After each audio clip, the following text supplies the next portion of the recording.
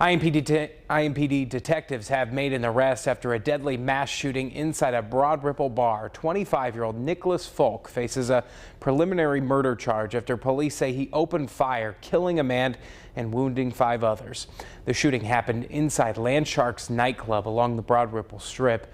As CBS 4's Claire Curry reports tonight, this latest violence took place hours before one of that area's busiest drinking holidays.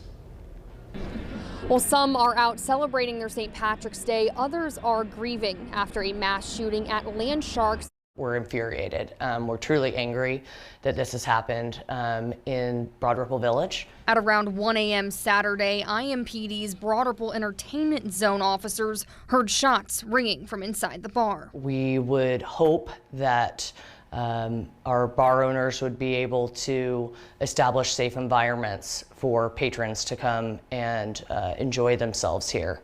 It seems that last night that did not happen. With 5 injured and 1 dead, the community is mourning and feeling as if it's a repeat of June last year. Down at Brothers, something happened in front of there, months ago. So when you start hearing those things more and more, you really just kind of watch it. Locals and visitors I spoke with say they were shocked when they heard the news, but unfortunately not surprised. During the day, it's still fine to come around, but yeah, I stopped coming here at night a while ago. While the police presence on the Strip has increased, many feel like more can be done. It just seems like every year Broad Ripple's getting more dangerous, and no matter what they try to do to fix it, it doesn't really change anything. The Broad Ripple Village Association adds their local bar owners have been making an effort to improve security and prevent future violence. And these incidents that have happened, honestly, they're rare, but they are very impactful in this area. So it's hard to get those out of your mind. Now this is a developing story, so stay tuned with us on air and online for updates as they come in. Reporting in Broad Ripple, Claire Curry, CBS 4 News. Claire, thank you. As we mentioned, IMPD took 25-year-old Nicholas Folk into custody this morning, just hours after that shooting. IMPD's real-time crime center detectives were told assisted with this investigation, utilizing city surveillance cameras as well as automatic license plate readers. Well, in a statement, IMPD Chief Chris Bailey reacted to this morning's violence.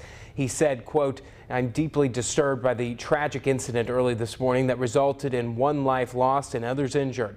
However, he also went on to say he's proud of the good work done by IMPD officers who responded quickly and provided aid. Now, you might remember the Broad Ripple area went through a similar tragedy last June. 3 people were shot and killed just down the street from Landshark's Lounge. In response to that incident, bar owners in the neighborhood closed their doors earlier than usual for a period of time.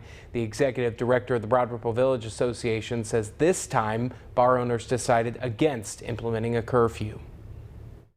It is not, to my knowledge, legal or probable for a curfew to be set in an area like Broad Ripple. Broad Ripple is part of Indianapolis. So if a curfew was set, that would be for Indianapolis as a whole. Well, after last year's shooting, the city considered making part of Broad Ripple a gun-free zone on the weekends. That never happened. The village did add cameras and lighting as well as restricted some parking.